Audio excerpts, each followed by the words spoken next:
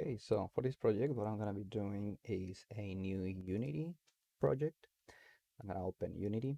The version that we have installed in the labs is the same that I have here at the time of the current recording. So that's 2020.3 point. I think the lab has 0.14. This one is 0.18, but it should be exactly the same thing.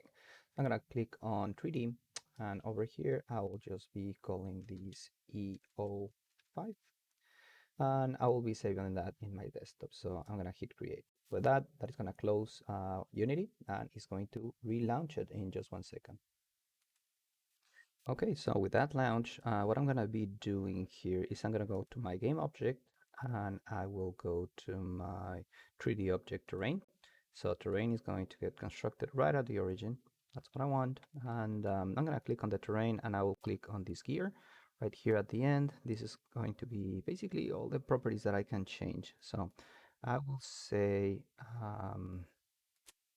this is going to be 100 by 100, and I want to start painting the terrain. So I'm gonna be doing here on the paint texture on the menu. I'm gonna change this to raise and lower terrain.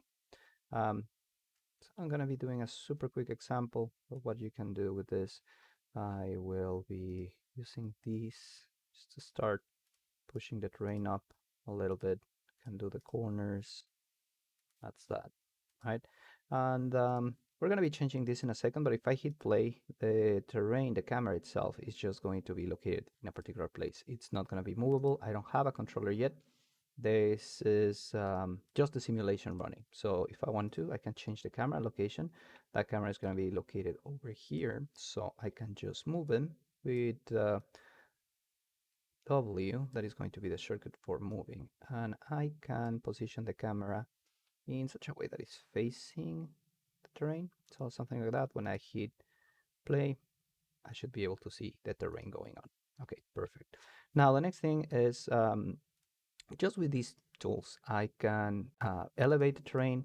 I can lower the terrain by holding shift. That's gonna make it flat. It's not gonna go more flat than the lower value, which is 600 over here. I think that's the default. Yeah, 600. So that's the height. So I cannot make it go any lower than that value. And if I want to, I can do more things here with the tool. But for now, I'm just gonna focus on, I can make this terrain look like this.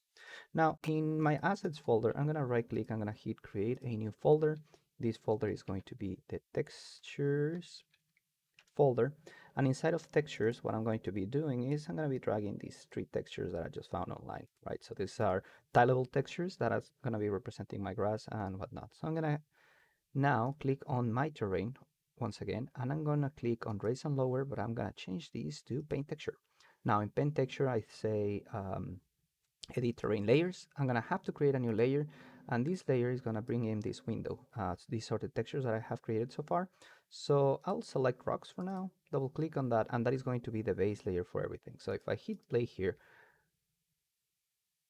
I should be able to see this. Now this is super tiled, and my job as a level designer would be make sure that these tiles are not that repetitive and looks a little bit better. For now, just gonna give it like that.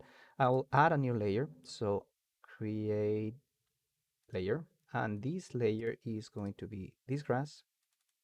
I'm gonna make another one, create layer, and this one is going to be grass too. So just as easy as clicking on the other texture, I should be able to just start adding textures onto this thing. And if I get closer, you would be able to see how the texture changed from one place to the other. So this is really just painting a new texture that is going to be on top of my map. So that is one thing. Now, as I said a second ago, I'm unable to move in my terrain because this camera doesn't allow me to move in the terrain. So what I will do is go to my window, package manager, and over here, I want to make sure that I can add from a URL, a git URL. And I'm gonna be using this package that Sean Brennan made for the class. So that is going to be this URL address, should be in the description as well. So GitHub Brennan IGM, IGME202, and FPS controller.git. So I'm gonna hit add, and that is gonna start prepping that asset. So once it's done, it's going to enable that, but I still don't have the movement yet. I need to change another setting. So bear with me 1 second. Once this is done compiling the scripts,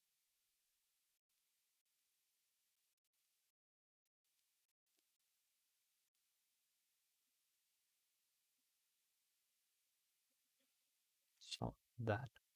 All right. At this point, I have a camera and I should be able to just remove that camera from the world. What I want is to be able to use my packages, FPS control, prefabs, and drag and drop my prefab into the world. I'm going to press F. That is going to focus on the prefab and it's going into the ground, as you can see here. So for that, it would be as simple as selecting the controller, pressing W so I can move it up and hit play. Now, once I have that, the controller is just going to get stuck because I have not changed the input that this is going to be receiving. So for that, I will need to go to my edit, project settings. Then this window is going to pop up. Then I need to go to player and then down here, is that input manager? I need to change the active input manager from the input manager old to the input system package new. I'm gonna hit apply. I'll hit save. And what's gonna happen is it's gonna close my Unity interface. It's going to relaunch it.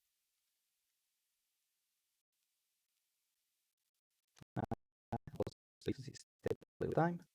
And once it's done loading, I should be able to just control my camera. There you go. So that is it for the controller part. I'm able to turn around and see what the camera is all about. Now, in order to be able to use or import assets here, and I mean models and stuff like that, I will go to my create folder. I'm gonna make a new folder and this is going to be models. And instead of models, I will be making another folder, oops, called master sword, because that's what I'm going to be importing now. And this folder you should have access from within my courses on the content exercise. So all of this, I just need to select these files and drag them into this folder. Once they are in here, what I can do is bring these into my world. Now, if I download it just straight out of the box, this is not the right size. It's a super small sword. So something that I can do is click on this thing and say, what is going to be my scale factor?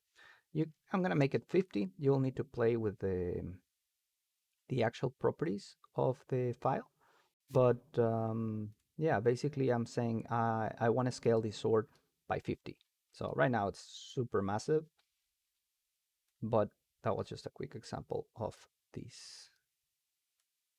So for the purpose of exercise, I think it's 5. The only thing you need to do is take a screenshot here. So I suggest you do window snipping tool. That is going to be bringing this tool here. I'm gonna click on new and I will be just doing a screenshot and that is what I'm going to be submitting. So that is it in terms of the exercise. And you should be good to go. Next time I'm gonna be explaining how to import how to export from Maya to make sure that you have an asset that is going to be able to be displayed on the scene. All right, so that's it for this recording. Thank you guys. I'll see you later.